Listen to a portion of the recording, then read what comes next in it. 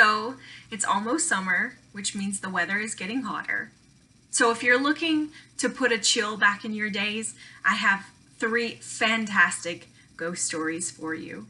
These 3 ghost stories explore ghosts related to dolls and trees and who come from near-death experiences, but they're all guaranteed to send a shiver up your spine. Now, the first book I'm recommending asks the question, what would you do if a ghost came to you in your dream and said that you had to bury her bones or she would make you and your friends miserable? That's what happens to Poppy, Zach, and Alice in Holly Black's Doll Bones. You might be wondering, what does a doll have to do with a ghost? And Poppy explains it here. Did you know that bone china has real bones in it? Poppy said, tapping a porcelain cheek. Her clay was made from human bones, little girl bones. That hair threaded through the scalp is the little girl's hair, and the body of the doll is filled with her leftover ashes. The 3 friends have to figure out the mystery of the doll's life and death in order to put her to rest. And to find out if they can do that, please read Holly Black's Doll Bones.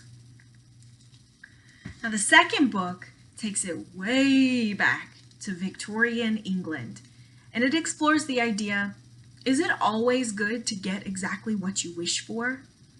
This book proves that it's not. So this is the story of an Irish brother and sister named Kip and Molly, and they come to work on an English estate because their parents are gone and they have no other way to support themselves. Even though they need this job, from the minute they step onto the property, they realize that something is terribly wrong. The family seems really sick. Everyone has nightmares every night. And they finally realize why. At night, this man comes through the house while everyone is sleeping and collects the fear that comes when they have nightmares. And he uses that fear to water this tree. Now, this tree is special because it gives everybody in the house exactly what they wish for, but at a price. If you want to find out what that price is and whether or not Kip and Molly can defeat the Night Gardener, then you need to read Jonathan Auxier's The Night Gardener. Now, the last book I have is more modern. It is Victoria Schwab's City of Ghosts. And it is about a girl named Cass who had a near-death experience where she almost drowned. Well, she did drown, but she doesn't like to think about it. And because of that near-death experience, 2 very important things happen. The first is that she met her best friend, who is a ghost named Jacob. And the second is that she realizes that she can see through the veil. That's what she calls the space in between the living and the dead. So she's able to see ghosts. So life for Cass is already strange enough, but it's about to get even more strange when her parents, who are paranormal investigators, sign up for a show during the summer, exploring the most haunted places in the world. So Cass is dragged along on this adventure, and their first stop is the City of Ghosts, which is Edinburgh, Scotland. And Cass is used to seeing ghosts, but until she gets to Edinburgh, she doesn't realize just how many there are, because Edinburgh is filled with ghost stories.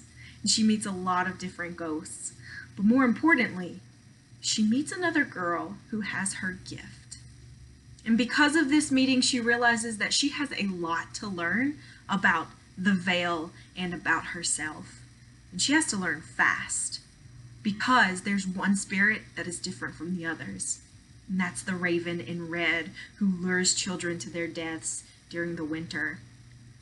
So, in order to find out if Cass can use what she's learned about the veil and about her new power in order to defeat the raven in red, you need to read City of Ghosts by Victoria Schwab.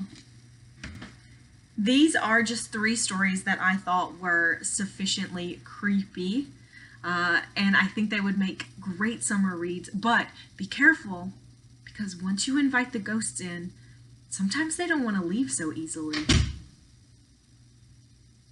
Don't say I didn't warn you.